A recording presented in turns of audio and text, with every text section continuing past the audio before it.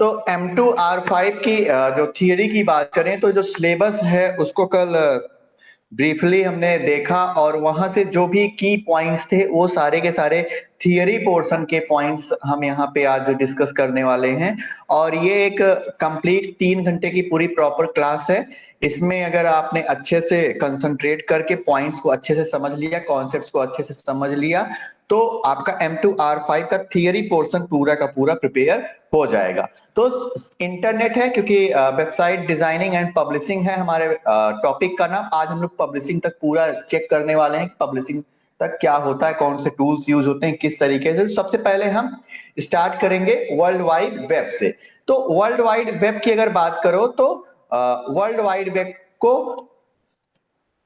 WWW भी कहते हैं, ठीक है, या W3C भी कहते हैं। बेसिकली जो आपका वर्ल्ड वाइड वेब है ये क्या है, कलेक्शन ऑफ वेबसाइट्स या वेब पेजेस है, ठीक है। और ये वेबसाइट्स और वेब पेजेस किसी पर्टिकुलर प्लेस पे रखे गए हैं, ठीक है। ये पर्टिकुलर वेबसाइट्स या वेब पेजेस किसी पर्टिकुलर प्लेस पे स्टोर करके रखे गए हैं, जिन्हें हम क्या बोलते हैं, वेब सर्वर्स बोलते हैं, ठीक है। जिन सिस्टम पे ये वेबसाइट्स या वेब पेजेस स्टोर करके रखे जाते हैं उन्हें हम वेब सर्वर्स कहते हैं। तो एक पॉइंट है आपका वेब सर्वर। तो वेब सर्वर एक ऐसा प्लेस होता है जहां पे वेबसाइट और वेब पेजेस स्टोर करके रखे जाते हैं। फिर ये वेब सर्वर्स आपस में एक दूसरे से कनेक्टेड होते हैं वाया इंटरनेट, ठीक है। ये वेब सर्वर्स आपस में एक दूसरे से कनेक्टेड होते हैं वाया इंटरनेट। और local computer in the sense जो हम लोग का कंप्यूटर है वो इन वेब सर्वर से भी कनेक्टेड होता है वाया इंटरनेट, और हम अपने लोकल कंप्यूटर से इन वेब सर्वर्स की सर्विसेज को एक्सेस करते हैं as a client.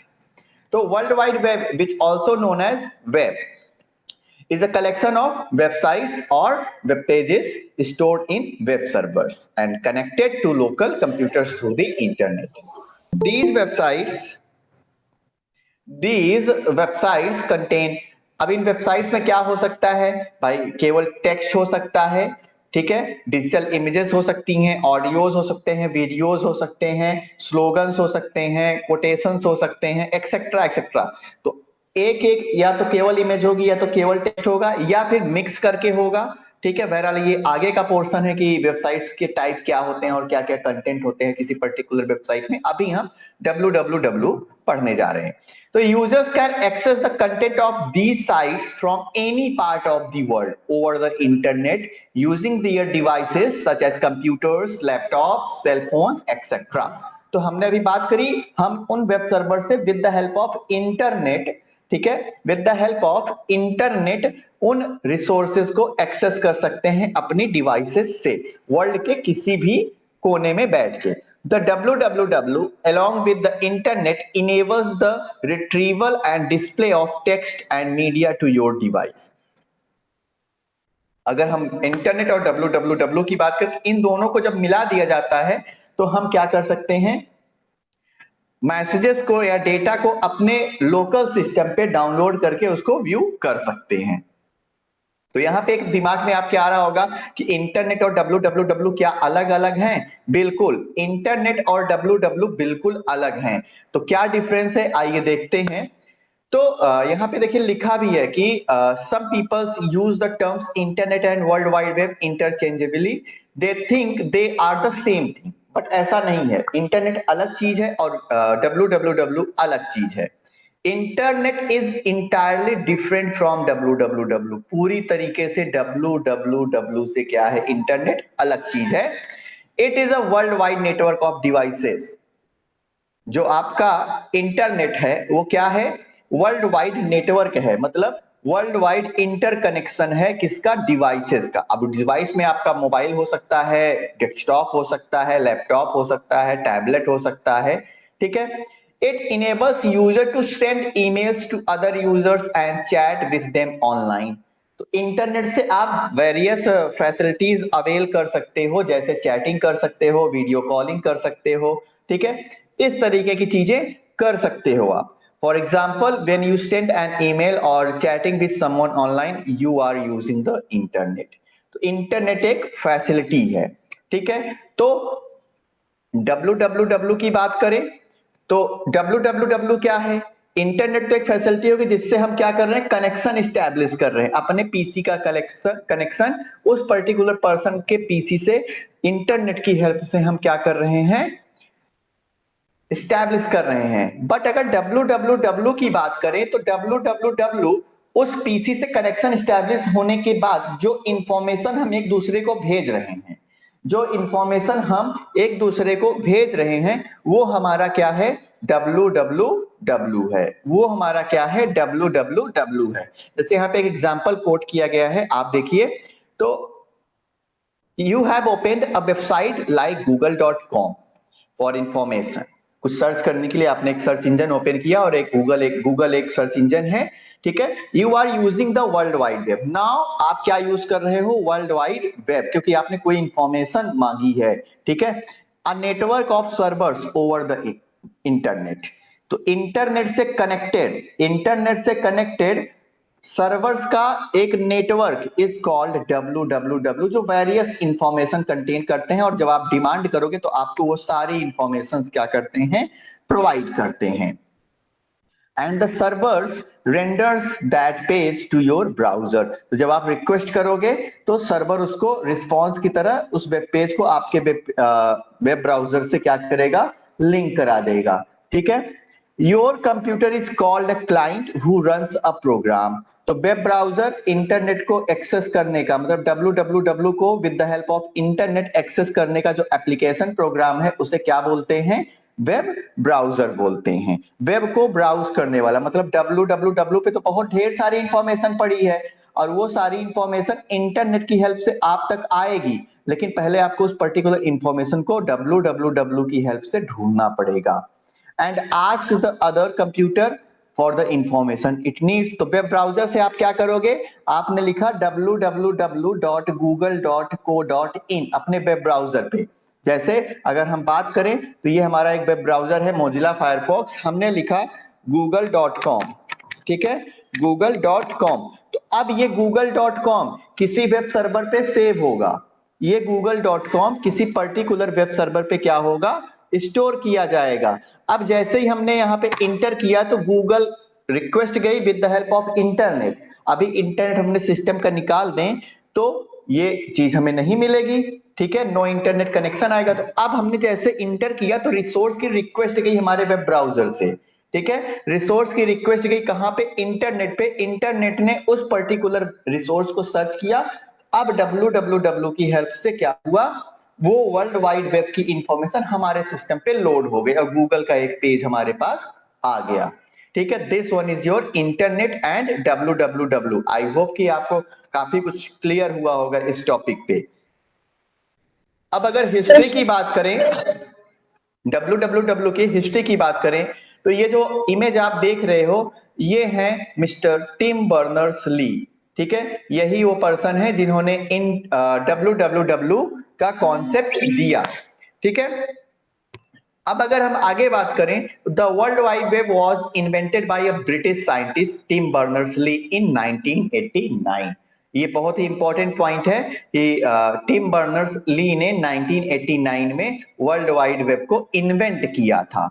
He was working at सर्न एट दैट टाइम। ये पूरी कहानी हम आपको बता चुके हैं कि क्यों उन्होंने नीड करी, क्यों जरूरत पड़ी। तो वो एक सर्न करके एक कंपनी थी, सर्न में ये काम करते थे। तो वहां पे इनको बेसिकली क्या करते थे, फाइल शेयर करते थे एक सिस्टम से दूसरे सिस्टम पे, लेकिन उस समय नेटवर्क वगैरह कुछ था नहीं तो बहुत प्रॉब्लम होती थी, ठीक है। So that they could easily share the data and results of their experiments and studies with each other। तो ये प्रॉब्लम थी कि वो शेयर नहीं कर सकते थे, तो ऐसा कुछ बनाया जाए कि ताकि वो अपने डेटा को और एक्सपेरिमेंट के जो रिजल्ट्स हैं और स्टडीज को एक दूसरे से शेयर कर सकें। तो सर्न where Tim Berners worked is a community of more than 1700 scientists from more than 1000 countries। तो 100 से भी ज्यादा देशों के करीब 1700 से ज्यादा साइंटिस्ट वहां पे काम करते थे सर्न पे। अभी सर्न ने एक महामशीन का भी परीक्षण किया था, शायद लार्ज हेडर कोलाइडर उसका नाम था, LHC। जब ये हुआ था 2012 में आई थिंक, तो ये हुआ था कि प्रलय आएगा प्रलय आएगा, ब्लैक होल की स्टडी कर रहे थे ये लोग। तो these scientist spend some time on CERN site and rest of the time they work at their universities and national laboratories in their home countries. So there was a need for reliable communication tool so that they can exchange information. तो बात हुआ भाई, अभी आप अगर मुंबई जाओ, मुंबई में 1 घंटे, 1 दिन रहोगे, 2 दिन रहोगे, 3 दिन रहोगे, बाद में लौट के फिर अपने घर ही तो आओगे और फिर घर से काम करोगे। तो अब नेटवर्क तो है नहीं, आज तो भाई मोबाइल है, आपने घर पे कोई काम किया तुरंत रिपोर्ट कर दिया मुंबई हेड ऑफिस को। तो यही सेम दिक्कत इनके साथ भी थी कि कुछ ऐसा कम्युनिकेशन मीडियम नहीं था जिससे जो साइंटिस्ट हैं वो अपने रिसर्च डेटा को अपने घर से ही बैठे बैठे सर्न को भेज सकें, ठीक है, और आपस में एक दूसरे से बात कर सकें। तो टिम बर्नर्स ली ने एक कॉन्सेप्ट दिया कि इंटरनेट और अगर हाइपर टेक्स्ट को मिला दिया जाए तो कुछ ऐसा हो सकता है कि इंटरनेट की हेल्प से क्या हो जाएगा, डेटा ट्रांसफर होना शुरू हो जाएगा। तो इसके लिए उन्होंने मेहनत करी और धीरे धीरे इंटरनेट को उन्होंने एक आकार देना शुरू किया। तो इसके लिए उन्होंने HTML और उस HTML रिसोर्स का एक URL और एक प्रोटोकॉल HTTP यूज करी, ठीक है। और जिसका मेन ऑब्जेक्टिव क्या था कि रिसेंट जो कंप्यूटर टेक्नोलॉजीज थी उनको कंबाइन करके डेटा नेटवर्क्स और हाइपर टेक्स्ट के फॉर्म में एक जगह से दूसरे जगह पे डेटा को ट्रांसफर करना उनका मेन ऑब्जेक्टिव था। तो मार्च 1989 में टिम बर्नर्स-ली ने एक इनिशिएटिव लिया कि invention of WWW and wrote the first proposal of the world wide web. तो मार्च 1989 में इन्होंने पहला कॉन्सेप्ट दिया, पेपर पे ही एक प्रपोजल सिस्टम बनाया कि अगर ऐसा ऐसा किया जाए तो इस तरीके से काम हो सकता है, ठीक है। तो उस पे फिर कुछ लोगों ने काम स्टार्ट किया और कुछ महीनों के बाद नवंबर 1990 में उस प्रपोजल को एक फॉर्मल अप्रोच दिया गया और ठीक है, और उसको मतलब कह सकते हो कि हाइपर टेक्स्ट प्रोजेक्ट नाम दिया गया। उस प्रोजेक्ट को क्या नाम, मतलब उस प्रपोजल को एक्सेप्ट करके उस पर काम स्टार्ट किया गया कब, नवंबर 1990 में।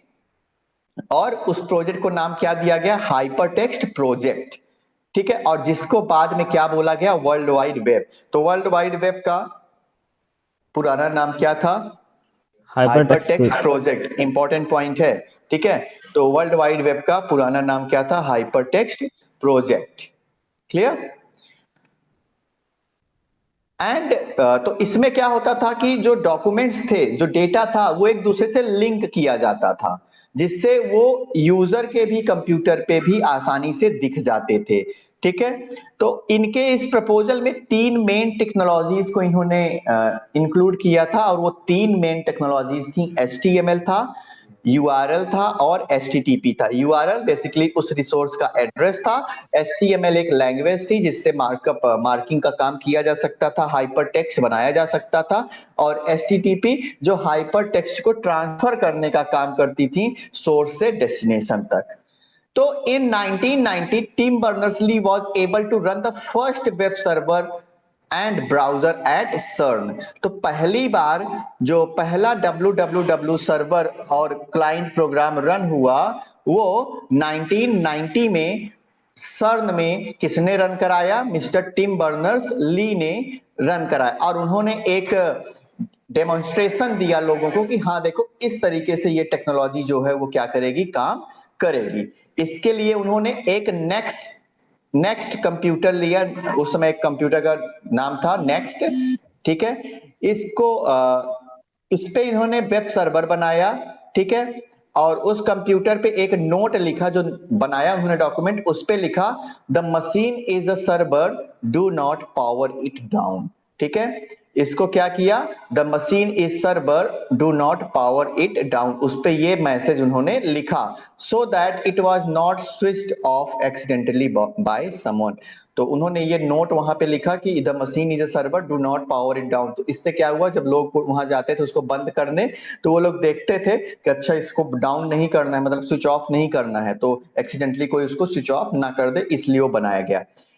1991 में टिम बर्नर्स ली ने वर्ल्ड की पहली वेबसाइट और वेब सर्वर बनाया। कब, 1991 में वर्ल्ड का पहला वेबसाइट और वेब सर्वर बनाया और उसका नाम उन्होंने रखा info.cern.ch, तो उस वेबसाइट, जो पहली वेबसाइट थी, उसका एड्रेस क्या रखा गया? info.cern.ch। तो वर्ल्ड की पहली वेबसाइट का यूआरएल एड्रेस क्या था? info.cern.ch। ठीक है, and it was running at CERN on the next computer. Furthermore the first web page address was, तो बाद में इस पहला जो वेब पेज एड्रेस था वो क्या था? www.info.cern.ch। वही हमने अभी आपको बताया कि info.cern.ch, और वहां पे एक पर्टिकुलर प्रोजेक्ट रखा गया था, क्या? The project .html। तो एक HTML फाइल पहली बार रन कराई गई थी। इसीलिए कहते हैं कि HTML आपका बेसिक है, HTML पढ़ना बहुत जरूरी है। तो this page had link to the information related to the www project and also about the web servers hypertext. मतलब सबकी इंफॉर्मेशन वहां पे लिखी थी कि वेब सर्वर क्या है, हाइपरटेक्स्ट क्या है। ठीक है, तो उस प्रोजेक्ट का मतलब जो प्रोजेक्ट इनको दिया गया था, कौन सा प्रोजेक्ट? Hypertext project. उसकी ही इन्फो इन्होंने इस यूआरएल पे बना के कहां पे स्टोर करी थी? नेक्स्ट कंप्यूटर पे स्टोर करी थी, जो कहां पे था? सर्न में था। ठीक है, तो यस सर। उसके बाद फिर बहुत सारे इन्वेंशन शुरू हुए। ठीक है, पहले कुछ बहुत कम यूजर से फिर धीरे धीरे बढ़ते गए, और आज देख रहे हो कि आज लगभग लगभग हर पर्सन जो है वो www को यूज करता है। तो 1991 में बर्नर्स ली ने इंट्रोड्यूस किया www सॉफ्टवेयर, जो क्या था? लाइन मोड ब्राउजर था। तो वर्ल्ड का पहला वेब ब्राउजर, वर्ल्ड का पहला वेब ब्राउजर कौन था? www। कौन था? www। तो first web browser was www, जो क्या करता था? CUI मोड पे काम करता था। किस पे काम करता था? CUI मोड पे काम करता था। मार्च 1991 में ये वेब ब्राउजर जो था वो सर्न के सारे कंप्यूटर्स पे यूज होना शुरू हो गया था, और अगस्त 1991 में इन्होंने न्यूज ग्रुप्स, जो इंटरनेट पे न्यूज ग्रुप्स बने थे, न्यूज ग्रुप्स एक स्पेशल ग्रुप होते हैं जिसमें न्यूज को एक दूसरे से इंटरचेंज किया जाता है, भेजा जाता है। और उसके बाद ग्राफिक्स इंटरनेट जब स्टार्ट हुआ, तो पहली बार जो है वो पब्लिकली जो www को इन्होंने इंट्रोड्यूस किया, वो 6 अगस्त 1991 को इन्होंने पब्लिकली www को मार्केट में इंट्रोड्यूस किया, और 23 अगस्त 1991 को ये पब्लिकली सबके लिए अवेलेबल हो गया। ठीक है, अब उसके बाद अगर बात करें तो फर्स्ट वेब सर्वर जब ऑनलाइन आया था दिसंबर 1991 में यूनाइटेड स्टेट्स में, तब से लेके अब तक में दो टाइप के ब्राउजर्स आ चुके हैं, पहला CUI और दूसरा GUI। तो लाइन मोड ब्राउजर जो था वो आपका क्या था? CUI था, और अभी जो आपके ब्राउजर्स हैं वो क्या हैं? GUI हैं, जो अब आप यूज करते हो। CUI मतलब कैरेक्टर यूजर इंटरफेस। तो वहां पे जैसे डॉस पे आप पूरा कैरेक्टर कमांड्स लिखते हो, तो वैसे ही वो भी ब्राउजर्स थे। फिर उसके बाद बर्नर टीम ने काफी ज्यादा काम किया इस पे, और एक्स विंडोज सिस्टम, विंडोज के लिए भी काम किया। और यूरोप के पहले स्टैनफोर्ड यूनिवर्सिटी थी यूनाइटेड स्टेट में 1991 में, वहां पे उन्होंने पहला जो है आउटसाइड वेब सर्वर इस्टेब्लिश किया। ठीक है, किसके लिए? एक्स विंडोज सिस्टम्स के लिए। फिर और आगे आगे बढ़े तो उसके बाद 1993 की बिगिनिंग में national centre for super computing application, NCSA। ठीक है, national centre for super computer application, NCSA introduce हुआ, और इन्होंने अपना पहला वेब ब्राउजर इंट्रोड्यूस किया, जिसका नाम आपने क्या रखा? मोज़ैक रखा। तो मोज़ैक, मोज़ैक क्या था? अगर बात करें www पहला था, पिछली बार ये क्वेश्चन आया हुआ है कि फर्स्ट वेब ब्राउजर कौन था, सब मोज़ैक लगा के आए थे, सबका गलत था। ठीक है, तो पहला वेब ब्राउजर कौन सा था? www। अगर www ऑप्शन में नहीं है तो आप मोज़ैक चूज करोगे। ठीक है, तो जो national centre for super computing application, ये भी आता है कि मोज़ैक ब्राउजर किसने डेवलप किया? तो मोज़ैक ब्राउजर किसने डेवलप किया? NCSA ने, national centre for super computing applications. तो इन्होंने मोज़ैक को डेवलप किया और ये एक्स विंडोज सिस्टम पे रन होता था। ठीक है, तो एक्स विंडोज सिस्टम किसने डेवलप किया था? एक्स विंडोज सिस्टम पे वेब सर्वर किसने बनाया था? टिम ने बनाया था, टिम बर्नर्स ली ने बनाया था। ठीक है, उसके बाद मैकेंटोश इन्वायरमेंट मैक के लिए भी आना शुरू हुआ और धीरे धीरे जो डब्ल्यू डब्ल्यू डब्ल्यू था वो वर्ल्ड वाइड स्प्रेड होना शुरू हो गया। हाँ जी, फिर उसके बाद ये पूरी कहानी है, ये नोट्स में आपको मिलेगा, ये आप पढ़ लेना। फिर 1993 के एंड में, 1993 में शुरू हुआ था और 1993 के एंड में लगभग 500 वेब सर्वर्स बनाए जा चुके थे। ठीक है, और टोटल पूरे वर्ल्ड का 1% ट्रैफिक जो था वो 1993 में डब्ल्यू के पास था। फिर उसके बाद बढ़ते गए और फिर और आगे आए तो बहुत ढेर सारे बन गए और 1994 में लगभग 10,000 सर्वर्स और 10 मिलियन यूजर्स इससे जुड़ गए थे। मतलब एक साल में इतनी ज्यादा ग्रोथ हो चुकी थी। और फिर आज, अगर आज की बात करें तो आज भी ये कंटिन्यूअसली इंप्रूव करता जा रहा है और आज तो हर चीज के लिए आप इंटरनेट पे डिपेंडेंट होते चले जा रहे हैं। अगर कुछ हम स्टैंडर्ड्स की बात करें तो जो एक कंसोर्टियम बनाया गया था, हमने आपको पहले ही बताया था कि जो इस पूरे काम को मैनेज करता था उसका नाम था W3C। तो उसका फुल फॉर्म था वर्ल्ड वाइड वेब कंसोर्टियम। तो the main objective was to keep the web and open standard for all rather than a proprietary system. मतलब किसी एक का मालिकाना हक इंटर डब्ल्यू पे ना हो। इस चीज को शुरू में ही इन लोगों ने ऑब्जर्व कर लिया था कि अमेरिका ऐसा ना कहने लगे कि नहीं ये मेरा प्रोडक्ट है, यूके ये ना कहने लगे कि नहीं ये मेरा प्रोडक्ट। उसके लिए इन्होंने एक वेब कोर प्रोजेक्ट स्टार्ट किया और उसमें कई कंट्रीज के कई लोगों को इन्वॉल्व किया और एक इन्होंने कंसोर्टियम बनाया with the help of MIT university थी, ठीक है, यूएस में, उसकी हेल्प से बनाया और international world wide web consortium इन्होंने बनाया जिसको W3C भी कहते हैं। कंसोर्टियम एक ग्रुप ऑफ पीपल्स होता है जो मिलके आपस में एक दूसरे के लिए काम करते हैं। उसमें किसी कंपनी, किसी कंट्री की बाउंड्रीज काम नहीं करती। ग्रुप है, कॉमन ग्रुप है। जैसे आपके पड़ोसी से आपकी लड़ाई चल रही है लेकिन आप लोगों ने एक कॉमन ग्रुप बना रखा है जो पूरे विश्व के कल्याण के लिए है, तो आप लोग वहां पे बात करोगे। वहां पे आप ये नहीं कहोगे कि हमारे दुश्मन है, ये हमारे दुश्मन नहीं है। जैसे अगर बात करें इंडिया और पाकिस्तान का काफी ज्यादा राइवलरी चली आती है, लेकिन आज भी पोलियो की वैक्सीन इंडिया की पाकिस्तान में सबसे ज्यादा जाती है क्योंकि India is the only country to produce polio vaccine.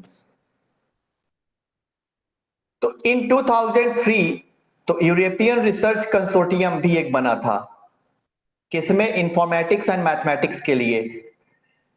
Replaced Inria for the role of European W3C।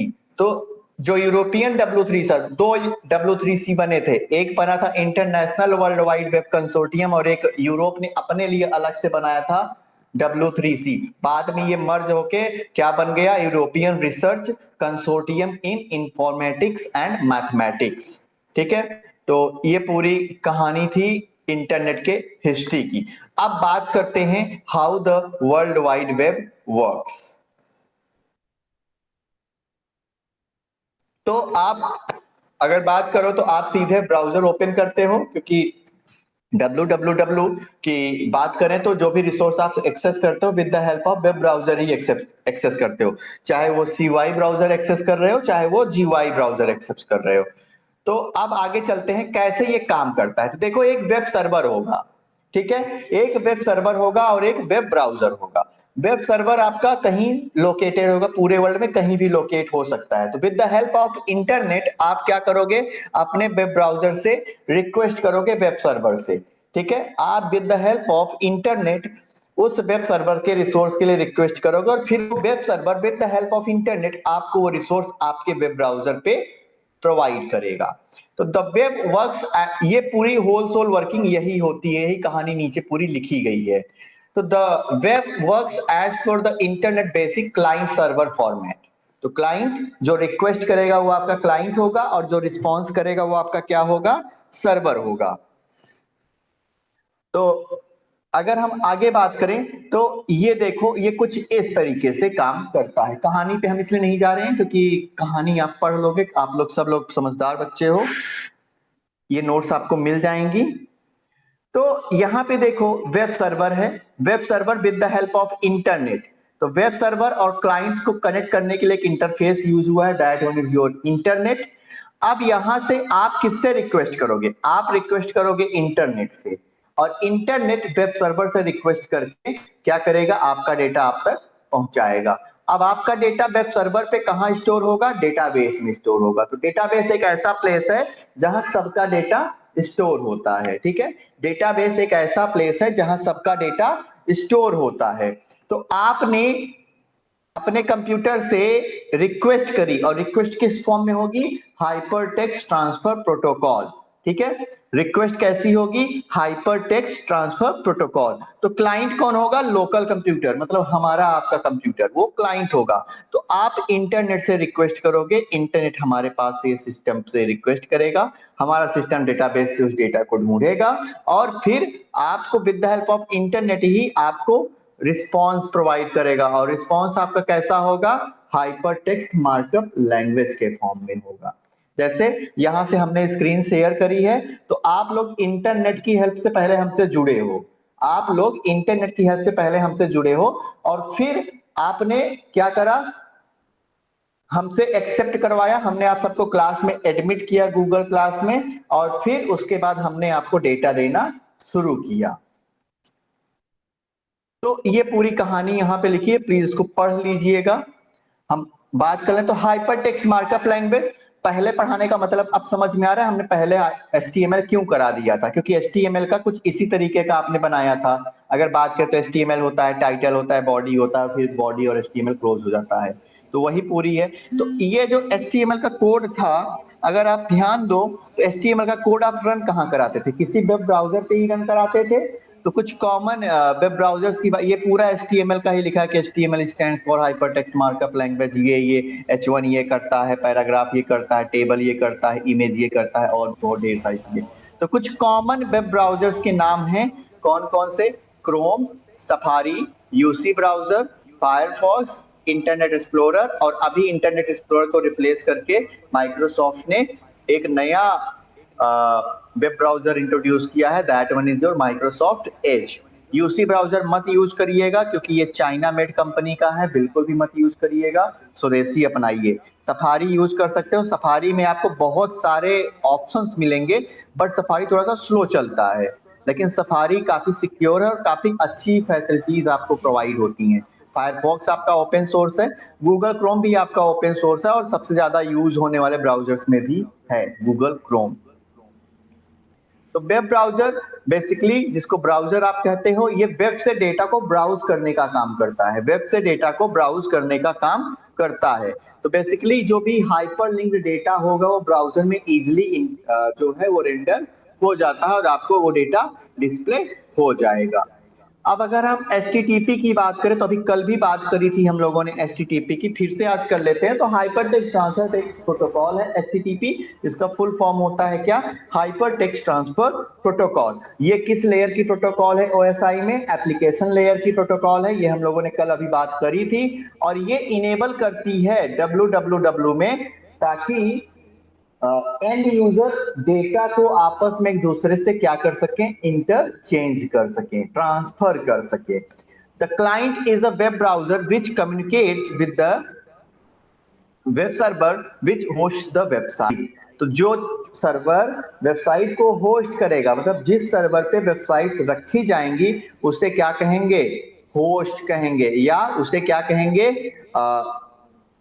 Server, web server कहेंगे। क्या कहेंगे? वेब सर्वर कहेंगे। तो ये प्रोटोकॉल क्या करती है? डिफाइन करती है how messages are formatted and transmitted and what actions the web server and browser should take in response to different commands.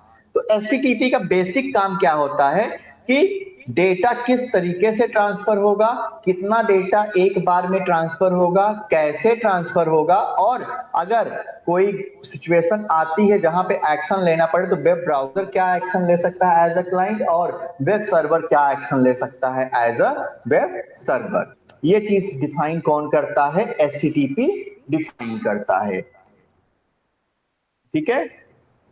तो मान लो ये क्लाइंट है, हमने अपने वेब सर्वर से, वेब ब्राउजर से गूगल के लिए रिक्वेस्ट करा, तो हमारी रिक्वेस्ट जाएगी HTTP रिक्वेस्ट के फॉर्म में। HTTP सर्वर होगा, वो उस रिक्वेस्ट को देखेगा और फिर रिस्पॉन्स करेगा किसमें, HTTP रिस्पॉन्स में।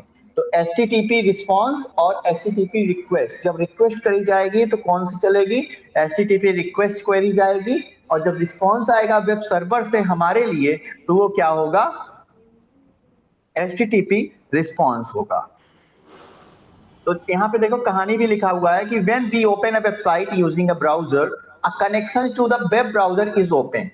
एक कनेक्शन ओपन होता है वेब ब्राउजर का, and the browser communicates with the server through HTTP and sends a request.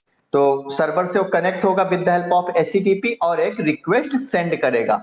HTTP carried over TCP IP to communicate with the server. तो TCP IP प्रोटोकॉल भी use कर सकता है, क्योंकि OSI एक लॉजिकल था। Use में हमने बताया था कौन सा यूज होता है, TCP IP ही आपका यूज होता है, क्योंकि हाइपरटेक्स्ट ट्रांसफर हो रहे हैं, लेकिन उस ट्रांसमिशन को कंट्रोल करने के लिए भी तो प्रोटोकॉल चाहिए। तो TCP IP उसके लिए आपका सफिशिएंट प्रोटोकॉल है। The server process the browser request, उसके बाद क्या करेगा, सर्वर प्रोसेस करेगा ब्राउजर से जो रिक्वेस्ट आई है, और जो अकॉर्डिंग रिस्पॉन्स होगा उसको वो फिर से भेज देगा किसके पास, वेब ब्राउजर के पास। क्योंकि भाई जो रिक्वेस्ट करेगा उसी के पास तो आप रिस्पॉन्स भेजोगे। Transmission control protocol.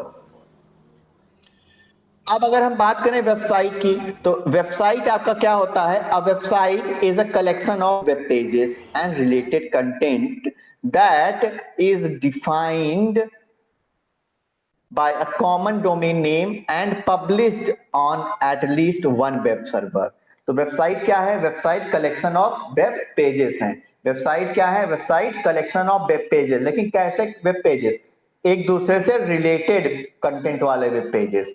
ठीक है, एक दूसरे से रिलेटेड कंटेंट वाले वेब पेजेस जो होंगे, जब आपस में एक दूसरे से कंबाइन किए जाएंगे तो उस तरह की जो कंबाइंड डॉक्यूमेंट होगा उसे क्या कहेंगे, वेबसाइट कहेंगे। और वेबसाइट आपकी कहीं ना कहीं वेब सर्वर पे होस्ट होनी चाहिए, चाहे वो लोकल सर्वर पे हो चाहे वो ग्लोबल सर्वर पे हो। ठीक है,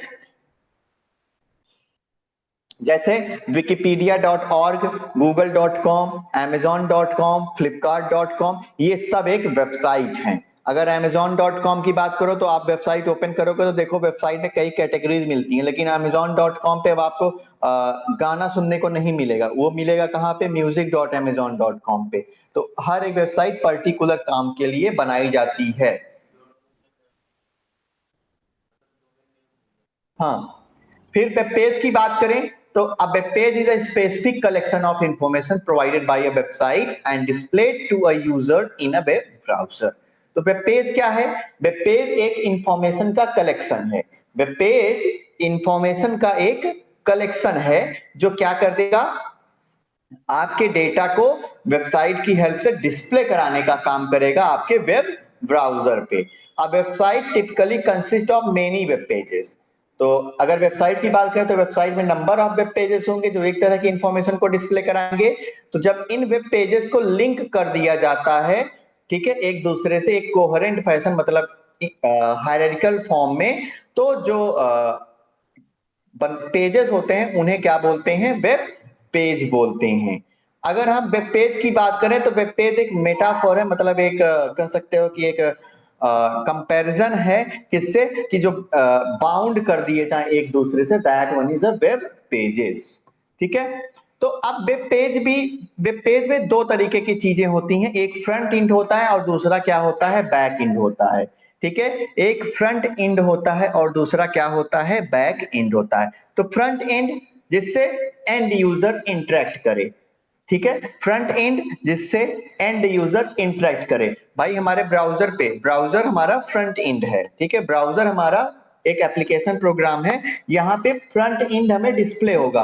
तो front end normally HTML CSS and Java script का यूज करके बनाया जाता है। जो भी पेज हमें सामने दिखता है that one is a front end. अगर आपने कभी कोई चीज यूज करी हो, जैसे कोई एप्लीकेशन कैलकुलेटर ओपन किया, तो कैलकुलेटर में आपको जो आगे दिखता है, जो डिजाइन दिखती है, आपको केवल उसी से मतलब होता है, अंदर जो भी कोड चल रहे होते हैं उससे आपको मतलब नहीं होता है। तो जो एक यूआई दिखाई देती है, यूजर इंटरफेस दिखाई देता है, that one is your front end. ठीक है। बैक एंड की बात करें तो बैक एंड किसी वेबसाइट का सर्वर साइड का प्रोग्राम होता है। ठीक है। आपने google.com लिखा तो google.com लोड होके आ गया। आपने देखा गूगल लिखा है, नीचे उसके सर्च बॉक्स लिखा है, फिर उधर वॉइस का कमांड का बना है, फिर नीचे आई एम फीलिंग लकी और सर्च का ऑप्शन बना हुआ है। ठीक है। तो वो आपका फ्रंट एंड हो गया, लेकिन ये कैसे बना, किस तरीके से बना, इससे आपको मतलब नहीं होता है। तो बैक एंड क्या है? Back end of a website consist of a server and application and a database. A back-end developer builds and maintains the technology that powers those components which together enable the user-facing side of the website to even exist in the first place. तो basically क्या होता है कि जो आपका back and होता है वो रिस्पॉन्सिबल होता है कि एंड यूजर को फ्रंट एंड पे क्या दिखेगा, किस तरीके से दिखेगा। फ्रंट एंड के यूजर ने जो डेटा मांगा है वो सर्चिंग, सॉर्टिंग, मैनिपुलेशन का पूरा काम आपका कौन करता है? बैक एंड करता है। ठीक है। तो फ्रंट एंड हो गया, बैक एंड हो गया। फ्रंट एंड पे बात करें तो एचटीएमएल, सीएसएस और जावा स्क्रिप्ट आपका काम करता है, क्योंकि क्लाइंट साइड टेक्नोलॉजीज हैं। अब अगर बैक एंड की बात करें तो इसके लिए फिर आप पीएचपी, जावा, डॉटनेट, इस तरह की चीजें आप यूज करते हो। ठीक है। इतना आपको समझ में आया? Yes sir.